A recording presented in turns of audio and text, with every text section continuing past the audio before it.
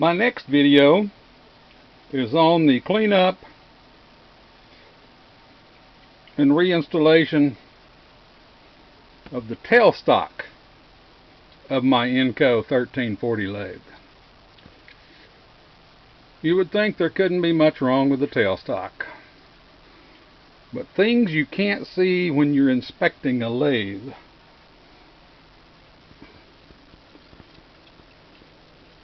is the welded nut and shaft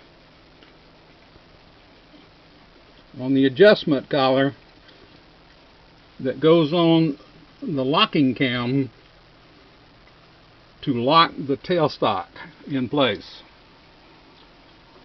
Nor could you see the two bolts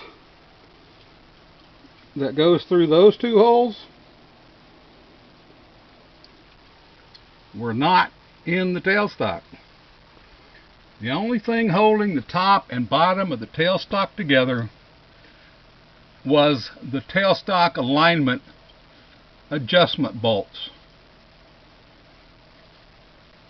You just can't see those things on first inspection, because normally they won't let you disassemble things to inspect them. But that's what we're going to be working on next. Have a great day.